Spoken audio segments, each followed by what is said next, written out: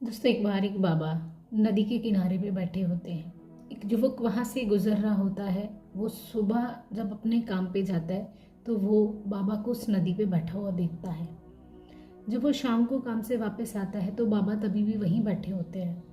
अगले दिन फिर से जब वो युवक काम पे जा रहा होता है तो बाबा को वो वहीं बैठा दिखता है।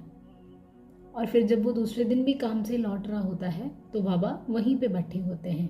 तो वो युवक से रहा नहीं गया। उसने बाबा से पूछा कि बाबा, आप यहाँ पर क्या कर रहे हो बैठे? बाबा बोले कि मैं नदी के सूखने का इंतज़ार कर रहा हूँ कि कभी ये नदी सूखे और मैं इसको पार कर लूँ। तो वो युवक हंस के बोला कि बाबा, कैसी बात कर रहे हो? अगर नदी के सूखने का इंतज़ार करोगे तो पूरी ज़िंदगी आप नदी पार नहीं कर पाओगे।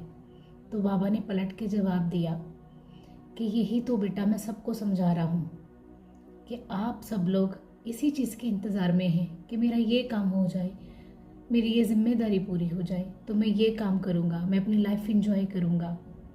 मेरा ये काम हो जाए तो मैं वहाँ तीर्थ यात्रा पे चला जाऊँगा। हम हमेशा इंतज़ार करते हैं अपनी जिम्मेदारियों को ख़त्म होने का, और हम सोचते हैं कि जिम्मेदारियाँ ख़त्म होगी और हम आगे ज़िंदगी में अपना इंजॉय कर पाएंगे।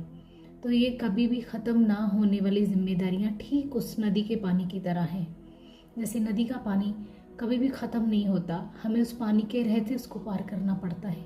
वैसे ही ज़िंदगी की जो जिम्मेदारियाँ हैं वो कभी भी ख़त्म नहीं होती। उन ज़िंदगी की जिम्मेदारियों को निभाते हुए ही अपनी ज़िंदगी में हमें बाकी सारे काम करने होते हैं। चाहे फिर वो घूमना फिरना हो, इंजॉय करना हो, तीर्थ यात्रा पे जाना हो, भगवान का नाम लेना हो।